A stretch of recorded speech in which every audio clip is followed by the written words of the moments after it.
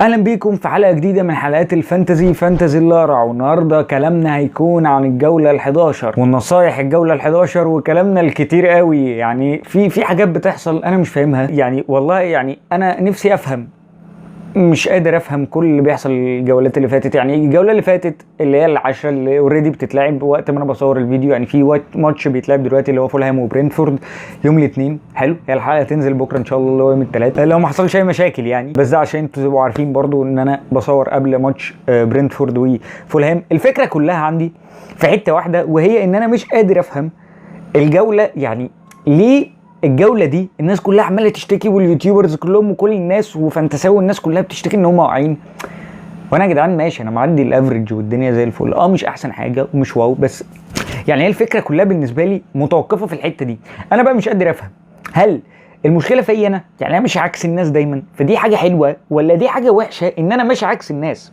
انا مش فاهم يعني، ومش عارف برضه هي بتمشي ازاي. يعني في الفانتزي انا مش عارف هي هتمشي ازاي. قبل ما نبدا حلقتنا الطويله اللي محتاجه لها قعده كده وكلام مع الرايق، تدعوا لاخواتنا في فلسطين والقدس وغزه، ربنا ينصرهم عن قريب ان شاء الله، ويرحم كل الشهداء ويثبت الارض من تحت اقدامهم، ويرحم يحيى السنوار ومن خلفه من الشهداء. وان شاء الله الجمعة هتروح ان شاء الله يعني قريب. وبس خلينا ندخل في الحلقه عشان في كلام كتير قوي قوي قوي محتاجين نتكلم عنه في الحلقه دي، فيلا بينا.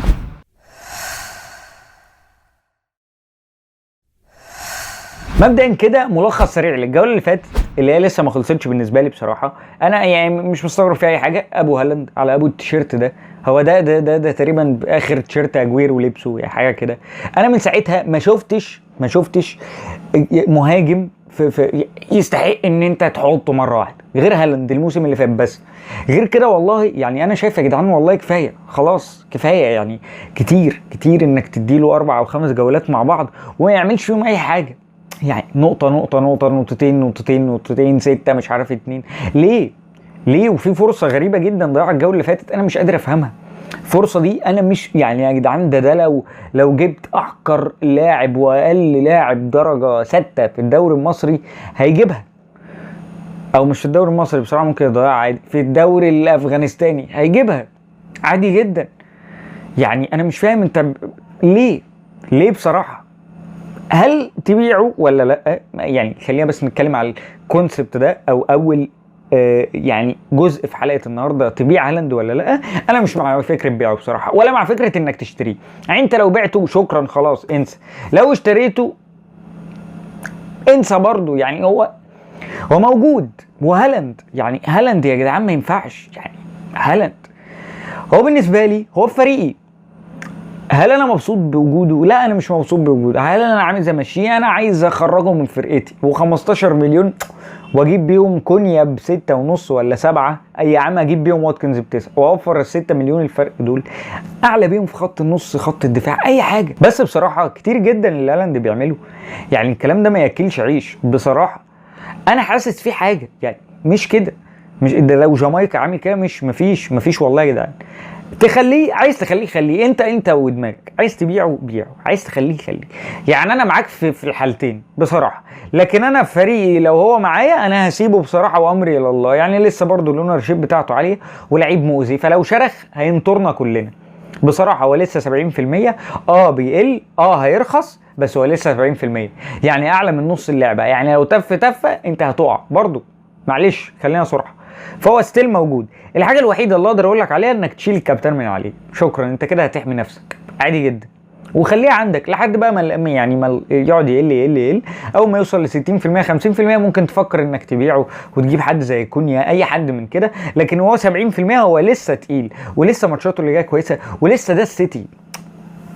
بس بعيدا برضو ان في اصابه دي بروين، الحاجات دي كلها مؤثره، مؤثره بصراحه، والسيتي مش بافضل احواله. لكن انا برضو ما بفضلش انك تبيع هالاند، ولا بفضل انك تشتري هالاند. عندك خليه، مش عندك وعايز تبيعه بيعه، عايز تخلص منه اخلص منه، اعمل اللي انت عايزه. كده ايه بصراحه مش فارقه قوي. فانا شايف ان هي عاديه. كذا لاعب بقى، بص عندك كام لاعب، انا كاتب في السكريبت، انا اقرا من السكريبت. عندك كالفرت لوين، انا ما اعرفش بصراحه ده بيعمل ايه، انا كاتب اللعيبه كده يعني تايتلز اتكلم عنهم. كالفرت لوين ده ازبل من هالاند والله العظيم بجد. بجد يا جدعان انا ما شفتش واحد انا قدرت اصبر عليه 4-5 جولات ورا بعض بالمنظر ده، بالماتشات السهله دي كلها، بالفرص اللي بتجيله دي كلها، واقول يا جدعان يمكن بيضيع هيجيب الجوله الجايه، هيجيب الجوله الجايه. بس والله ما فيش. الواد قاطع ميه ونور وهجوم ودفاع وخط نص. الواد ما فيش، الواد بلاطه والله يا جدعان. ده ما يستحقهاش، ما يستاهلش يدخل فريقك تقعده بره الدكه، ما يستحقش يدخل القايمه. انا ما اعرفش اصلا كمان مدرب ايفرتون فين من الكلام ده، ما اعرفش يعني بصراحه. انا مش قادر اقتنع مليون في الميه ان ده مهاجم اساسي لايفرتون وبيلعب اساسي. ما ياكلنيش عيش بجنيه ونص، والله ما ياكلنيش عيش. يا عم انا لو مش معاه فلوس ومتقدر على الاخر، ما انزل اجيب اقل واحد ب4.5 ولا ب4 يجيب لي نقطتين وشكرا واسيبه، واحسن من ال5 و9 بصراحه. يعني كالفرت لوين سيء جدا جدا جدا يعني بصراحه. دفاع ارسنال اللهم صل على النبي، من ساعه ما عملت الدبل بتاعهم بتاع جابرييل وساليبا من الجوله الرابعه باين حاجه كده، وهم لحد دلوقتي ما خدوش ولا كلين شيت، وعمالين ياخدوا في حاجات تانية يعني ايه، ربنا يستر عليهم. وجابرييل اللي عمال بالهيد وعمال عليه فانتزاوي، عمال متجنن عليهم من ساعتها، هو قطع اللهم صل على النبي. فالدنيا خربانه خالص في دفاع ارسنال، واي حد دلوقتي بيروح يجيب عادي يعني. انا لو هلاعب دفاع ارسنال انا وسلم، انا عارف ان انا هجيب شكرا يعني. فيعني اللي عنده جبريل برضو ربنا يصبره ويعينه زي حالاتي. يعني انا مش فاهم، يعني انا تقريبا تشكيلتي كلها ربنا يعيني ويصبرني عليها يعني. بس في حل هنلجأ له وهنتكلم عنه ان شاء الله في الحلقه دي. عندك الناحيه الثانيه كوناتي ويات نوري. انا مش فاهم يا جدعان. انا نفسي افهم لها مله. كوناتي ويات، سيبك من كوناتي ماشي علشان الدنيا صعبه وتصاب والليله والتيت والشريط وكل الكلام ده. يات نوري، بالنسبه ليات نوري انت ايه الدنيا؟ يعني انت الماتش اللي فات بتطير في الجو وبص بتتشقلب وتروح وتيجي واجوان واسيستات وايه. يات نوري بيجيب اجوان، رحنا جبناه خد نقطتين. هالاند بيجيب هاتارك، روحوا هاتوه جبناه خد نقطتين. كالفرت لوين ماتشاته سهله، روحوا هاتوه جبناه خد نقطتين. سولانكي ماتشاته بقت صعبه وما بيجيبش حاجه وتعب، بيعوه بعناه خد 10 نقط 16 نقطه، جونين واسيست وبتشقلب وبطير في الجو وخلاص بقيت الهداف. طب ايه يا جدعان؟ والله مش كده.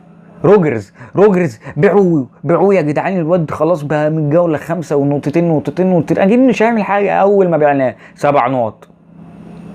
طب في بني ادمين. الفكره ان في مشكله انك لو بعت حد وجبت مكانه حد بتلاقي الشخص، يعني انا بعت سولانكي يا جدعان روحوا هاتوا راؤول خيمينيز. اول ما جبت راؤول نقطتين. طب انا ايه يعني انا ايه من كل ده؟ عندك راؤول خيمينيز مكان. طب يعني يا جدعان اعمل ايه؟ ما انا مش هلعب ب15 لاعب، انا مش هعمل كده يا جدعان. والله صعب يعني. انا والله بجد انا مش فاهم، انا مصدوم. يعني انا هقعد ابيع في ده واجيب في ده وارجع، يا خلاص بقى انا هرجع اشتري سولانكي عشان ماتشه الجاي سهل ومش عارف مين وبتاع. طيب ما هي لو كده هتمشي. بس والله يا جدعان ما ينفعش يعني بالمنظر ده، ما ياكلناش عيش يعني. على كل حال خلينا نخش على اللعيبه اللي تكرف لها في السريع كده في السخان عشان نخلص يعني. اول لاعب معانا هو كالفرت لوين. لو معاك الله يكون في عونك، يعني احنا اتكلمنا بما فيه الكفايه. فبيع كالفرت لوين، وحتى والله ولا بقول لك تصبر ولا بتاع، والله لو هيجيب هاتريك الماتش الجاي بيع. انت ما بقتش بايع على حاجه، بيع. عندك ايه؟ دفاع ارسنال صبرنا عليه اكتر من جولتين، وانا كنت عامل دبل وسيبته، وهو وساليبا اتطرد في ماتش منهم خازوق ابن الذين مغري يعني. فكفايه على يعني على ساليبا وجبريل، واتكل على الله. ولا هيد بقى ولا عليه فانتزي ولا بتاع. خلينا يعني يا جدعان علشان لو هنتضايق بلاش. انا مش عايز اشتم والله يعني. لو هنتضايق خلاص نتضايق. انا مبسوط ان انا على الاقل لو بعت جبريل اللي ب6 مليون وجبت واحد ب4.5 مليون وجاب لي نقطه، احسن من ان اجيبه ب6 ويجيب لي نقطه زي الفل. الفرق بين النقطه دي والنقطه دي مش كده يعني يا جدعان، والله مش كده. طيب تالت حد معانا تبيعه دفاع ليفربول. بيع اي حد من دفاع ليفربول، ايا كان روبرتسون، ارنولد، فان دايك، اي حد بصراحه. حتى لو كوناتي، الوحيد اللي ممكن تفكر فيه لو اصابه كوناتي كبيره تجيب كوانسا وتخليه عندك على الدكه عشان هيبقى رخيص ومش عارف ايه والدنيا هتمشي وبتاع. فقشطه يعني خليه على الدكه يظبط الدنيا وخلاص. اخر واحد معانا تكرف له. لو انت مرفه زياده عن اللزوم وعايز تكرف له من تشكيلتك، وهو دفاع برينتفورد ايا كان الحارس. لو عندك فليكن انطره وهات لك سيلز بتاع اسمه ايه نوتنجهام فورست، او فاندنبرج. لو معاك اتكل على الله وبيعه وهتقول اي حد. وطبعا انت عارف ايه اللي هيحصل فيهم الجوله الجايه. هتلاقي فاندنبرج وفليكن واخدين كلين شيت مرتين، دبل بونص ودبل بوينتس كمان. خلاص فاكرين نفسهم في حلقات صباح وتحدي يعني الدنيا زي الفل وبيوصلوا بسهوله عادي يعني يا جدعان ما تشغلوش بالكم. هي كده كده انت خلاص بتفكر في كذا، اقعد فكر في كذا لحد قبلها بدقيقه، قبل ما الجوله تبتدي بدقيقه. بعد الدقيقه دي ما تخلص خلاص روح هات بقى اللاعب الثاني هتلاقيه جاب لك 60 نقطه شكرا. طيب خلينا نتكلم على اللعيبه اللي تجيبها، عشان احنا هنتكلم على اللعيبه وفئات كتيره جدا وحاجات كتيره جدا في الدفاع وخط ونص والهجوم والفرايتس دي كلها والليله دي كلها. عندك اول واحد في الدفاع، لو انت قررت انك محتاج بدله في الدفاع تجيب مين؟ انا مش بقول لك اياد نوري، بس احنا مضطرين لسعره، ماتشاته السهله، جدوله السهل، الدنيا كلها بتاعته سهله. فانا بصراحه شايف ان اياد نوري من اللعيبه الكويسه اللي تقدر تجيبهم، وحتى هو لو ما حققش حاجه فهو موجود في تشكيلتك وسعره رخيص، هاته واتكل على الله. طيب لو انت مش بتفضل اياد نوري ودفاع ولفرهامبتون تقدر تروح لمين؟ هو واحد بقاله 4 جولات ما حدش واخد باله منه، عمل 2 كلين شيت، وعمل في الماتش الثالث، هو يعني بعيدا عن الماتشين التانيين يعني اخر 4 ماتشات هو حقق 2 كلين شيت، والماتشين التانيين اتخذوا عادي ما حققش كلين شيت ولا حاجه، بس في ماتش منهم جاب اسيست. فبالنسبه لي هو اخر 4 جولات في 3 منهم خارج بنقط كويسه، وجوله واحده هي اللي بلك فيها يعني ما بقاش فيها نقط، وهو لويس هال ب 4.3 مليون من نيوكاسل. وعايز تفكرني بذكريات الجوله الاولى بقى وان هو اساسي وبعد كده بيرجع يقعد على الدكه ومش عارف ايه وبتاع وخدتك عليه والجو ده كله؟ لا يا باشا، انت هتاخد الخازوق مغري وخليه على الدكه، وعايز تلعبه اساسي لعبه، مش عايز تلعبه ما تلعبوش براحتك. بس انا شايف ان نيوكاسل ماتشاتها اللي جايه سهله، وعلى الاقل بيخرجوا بنقط. لو انت عايز تخرج بنقطتين اهون من انك تخرج بنقطتين ب 6 مليون مكان جابرييل او كوناتيلي ب 5 مليون، لا يا باشا انت هات 4.3 مليون وياخد لك احلى نقطتين ولعبه اساسي وزي الفل على الاقل، ولا ينزلك في الرانك قوي ولا يعليك، ومعاك فلوس والدنيا ماشيه وزي الفل. طيب لو انت مش عايز لويس هال وعارف ان هو ممكن يقعد على الدكه في نفس الوقت، ودفاع نيوكاسل مش اهم حاجه وماتشاته اللي جايه مش برضو الاسهل نوعا ما ولا هي الصعبه، ممكن تروح لدفاع من دفاعات مانشستر يونايتد وتجيب واحد زي دالوت او نصير مزراوي. دالوت علشان ساعات بيلعب الكورنرات والفاولات، لكن بعيدا عن دي شويه في برونو فرنانديز بياخد منه، لكن هو بيلعب ناحيه وبرونو فرنانديز في الناحيه الثانيه يعني هو اللي بيلعب الكورنرات. بس بعيدا عن دي نصير مزراوي رهيب رهيب، وانا شايف ان يعني بصراحه مع المدرب الجديد والدنيا الجديده الدفاع بتاع مانشستر يونايتد اتحسن بشكل كبير. لحد دقيقه 74 كانوا واخدين كلين شيت، الدنيا بالنسبه لهم كانت نوعا ما مش وحشه. فممكن تفكر في حد فيهم، وماتشاتهم اللي جايه على فكره مش صعبه خالص، هي سهله، ممكن يطلع لك بكلين شيت في جولتين من ال3 جولات اللي جايين. فنصير مصراوي كويس وسعره قليل برده مش غالي. ده بالنسبه لخط الدفاع. خط النص لو هتبيع اي حد من خط النص وعايز له بدله روح لخط نص توتنهام، عندك 2 يا كلوزوفسكي يا جونسون، وانا ما برشحش حد معين فيهم، انت لو عايز الاثنين روح هات واحد منهم وحطه في تشكيلتك، مش جونسون ولا احلى من كلوزوفسكي ولا اي حاجه من الكلام ده.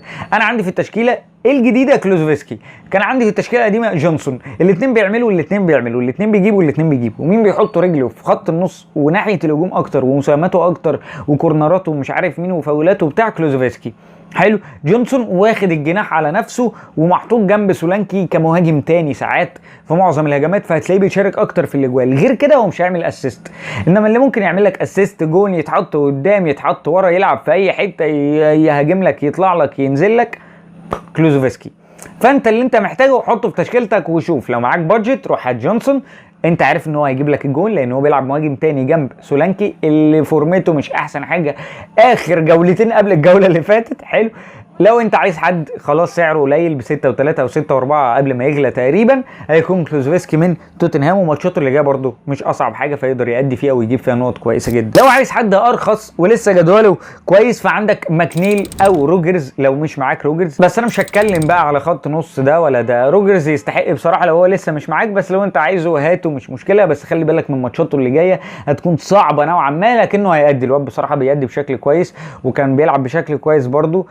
الماتش اللي فات ما اعتقدش ان هو ادى بشكل وحش حتى رغم الخساره، يعني هو الوحيد اللي كان جاي منه الخطوره كلها في خط هجوم استون فيلا. بالنسبه للمهاجمين عندك 4 مهاجمين لازم يكون في منهم 2، دي احسن قاعده انا هقولها عموما وهتلخص لك كتير. عندك ويلبك من برايتون وكريس وود من نوتنجهام فورست وكونيا من وولفرهامبتون وراؤول خيمينيز من فولهام. ال4 دول اختار منهم 2 وخليهم في تشكيلتك جنب هالاند او بره هالاند او اي حاجه، المهم يبقى عندك 2 من ال4 دول وريح دماغك. على الاقل انت هتبقى معاك 2 ولا هم ريسكات ولا هم موجودين ديفرنشال، يعني 2 مختلفين عن الباقي وفي فرايتس كتيره في الهجوم يقدروا يجيبوا لك نقط. ده بالنسبه لي تجيب مين وتكرف لمين وتصبر على مين، ونصائح الجوله الغريبه العجيبه اللي انا مش فاهمها. انا عليت بصراحه في الجوله دي اكتر من مليون مركز، وانا مش عارف ازاي بصراحه انا عملت الحاجه الجنونيه دي كلها. بس يعني الله اعلم والله يا جدعان، مش فاهم ازاي بيحصل كده، بس ماشي. خلينا ندخل على فقره تكابتن مين. طبعا تكابتن صلاح او هالاند، بديهيات جدا. صلاح لو معاك كابتنه، وهالاند انا شايف ان هو بقى كابتنه ديفرنشال او ريسك الجولات اللي جايه. فصلاح قدام استون فيلا على ارضه، مفيش احسن من كده بصراحه. هالاند بره ارضه غالبا، يعني على حد علمي ان الماتش اللي جاي يكون بره ارضه، فيعني برضه الله يكون في عونك. لكن والله يا جدعان بفكر فيها، بفكر ولو شرخت انت هتشرخ. بص لوحدك، الناس كلها معاها هالاند بس مش مكابتناه، فانت الوحيد اللي هتفرق. بس يعني مش الناس كلها، هو 70% او نزل تقريبا بقى في الستينات يعني، لانه هو هيفضل يتباع بصراحه. بالنسبه للكابتن الديفرنشال، فاحنا عندنا كلوزوفسكي قدام إبسويتش تاون اللي عندهم مشكله في العمق، فهيكون في عندك كلوزوفسكي وسولانكي الاثنين احسن من جونسون في الماتش ده. بعيدا عن ان برضه هتلاقي اللي بيجيب نقط هو جونسون، بس ما علينا.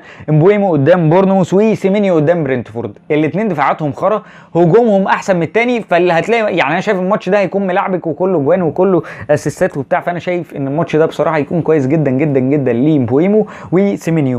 كابتن مجنون عندك هيكون ويلبك وكريس وود. ويلبك قدام السيتي، ويلبك قدام السيتي. دفاع السيتي مش الافضل، مش الاحسن خالص الفتره دي. هجوم برايتون بقاله فتره مركز، بقاله فتره مستقر نوعا ما. وكريس وود قدام نيوكاسل، ما بديهي جدا بيلين جات له هيجيبها جون، اقل فرصه بيعرف يخلص منها. وبس كده، دي كانت حلقتنا النهارده عن نصايح الجوله ال11 وكلامنا كتير وصياح الجوله ال10. الدوري اللي ما بينتهيش صياحه، الدنيا بايظه خالص على الاخر. وبس يعني لو الدنيا بايظه ما بوظهاش عليا، الله يكرمك، واعمل سبسكرايب ولايك وفعل الجرس واعمل شير في كل مكان. يعني لسه راجع من الشغل والله، يعني يا جدعان بيفرق والله بيفرق. انا مش هلاقيها منك ومن الفانتزي ولا من الشغل ولا من الناس دي كلها والله. يعني كفايه والله يا جدعان، كفايه. اشوفكم في حلقه جديده. سلام.